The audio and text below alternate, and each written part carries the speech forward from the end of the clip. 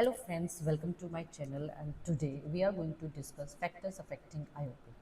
Now this question comes as a short note also and sometimes as a long answer question that you mention all the factors affecting intraocular pressure.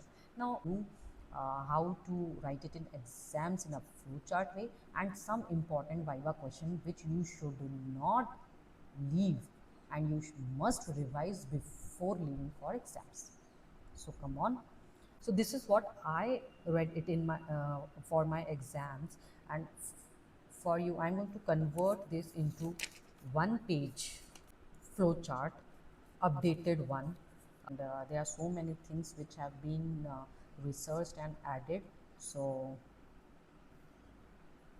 time to show you the flow chart, and here it is. So I have read everything regarding the factors affecting IOP and I have compiled this into one single flow chart.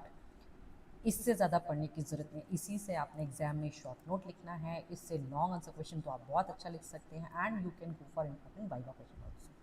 ठीक है, let's see कि मोटा मोटा मैं आपको समझा देती हूँ कि इसमें क्या लिखा है. ठीक है, तो मेन फैक्टर्स हमने ऐसे डिवाइड कर लिए जैसे मैंने अभी आपको नोट्स में दिखाए थे मेरे. So if I see I divided into genetic factors. Genetic में we are into race, family history and genetic mutation disorders. Right. So race में हमें पढ़ा ही है आपने कि जो अफ्रीकन्स होते हैं उसमें mainly primary open angle glaucoma होता है और जो एशियंस होते हैं इनमें मेनली एंगल क्लोजर होता है. यही इसमें दिखाया हुआ है. फैमिली हिस्ट्री फर्स्ट डिग्री में ही होगा सबसे पहले, नो डाउट. और किसी को अगर ऑलरेडी फैमिली हिस्ट्री है तो ऑब्वियसली उसमें ज़्यादा चांसेस हैं. दीज आर सर्टेन जीन्स जो that you must know. After genetic factors it comes environmental factors. Environmental factors में जो इम्पॉर्टेंट है दैट इज स्मोकिंग. स्मोकिंग से आईओपी इंक्रीज होता है. आप स्मोकिंग तो नहीं करते ना? यस, नो, हाँ, नहीं. अच्छा ठीक है, करते कि नहीं करते. ठीक है ठीक है, स्मोकिंग करते हो. देखो अगर तुम स्मोकिंग करते हो तो तुम्हारा आईओपी ज़्यादा आएगा उनसे जो नहीं करते. देखो अगर तुम सारा स्ट्रेसफुल चीज़ें करते हो like smoking, alcohol, excess caffeine लेते हो, स्ट्रेस है, तो ऑब्वियसली यहाँ सब कुछ स्ट्रेस बढ़ेगा तो यार प्रेशर, आँख का प्रेशर भी बढ़ेगा ना. So it increases IOP. But अगर आप एक्सरसाइज करते हो, वेट कम करते हो तो अच्छी चीज़ कर रहे हो ना, तो आईओपी आपका कम ही रहेगा. So this will decrease IOP. Just to ये मैंने ऐसे ही आप ताकि याद रखो उस हिसाब से बता दिया. डाइट में मैं बोलूँ तो अगर मैं अच्छा अच्छा काम करूँगी और अच्छा अच्छा खाऊँगी तभी मेरा आईओपी कम रहेगा ना. इसलिए antioxidants, omega 3 fatty acids, fruit veggie, ये सारे प्रोटेक्टिव होते हैं. ठीक है. और अगर मैं हाई कैफीन लूँगी तो फिर प्रॉब्लम आएगी, है ना. आईओपी बढ़ेगा, मैंने अभी बोला. लार्ज वॉल्यूम वाटर, इन्हीं में तो मुझे लगता है यार और पानी दो और पानी दो, बट आईओपी बढ़ता है.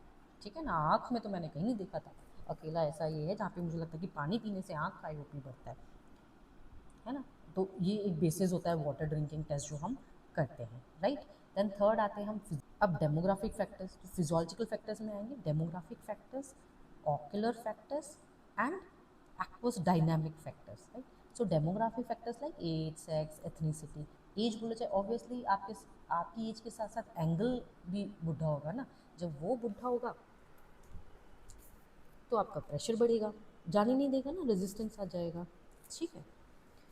ऑकुलर फैक्टर्स की अगर हम बात करें तो ऑकुलर फैक्टर्स में high myopia has high risk, ये हमने पढ़ा है ओपन एंगल ग्लोकोमाज में. ठीक है. ज़्यादा ज़ोर से आंख बंद करोगे तो प्रेशर बढ़ेगा, कुछ भी ज़्यादा ज़ोर से करोगे तो प्रेशर बढ़ेगा, है ना.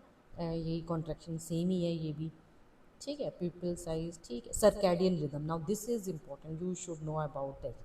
सो after smoking, exercise and drinking water test, protective antioxidant test, circadian rhythm, you should be aware of this that IOP varies over 24 hours, है ना, चेंज होता रहता है.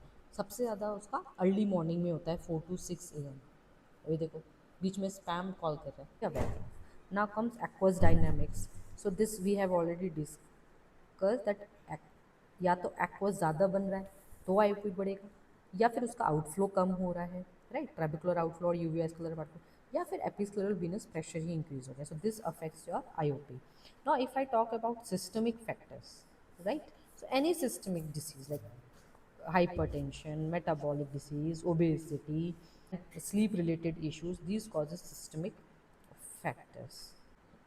In this you should know that there is a diurnal variation of 3 to 6 mmHg, and nocturnal elevation is there during sleep. Now comes biomechanical factors, out of which central corneal thickness बहुत ही commonly OPD में use किया जाता है. We use it for adjusting intraocular pressure.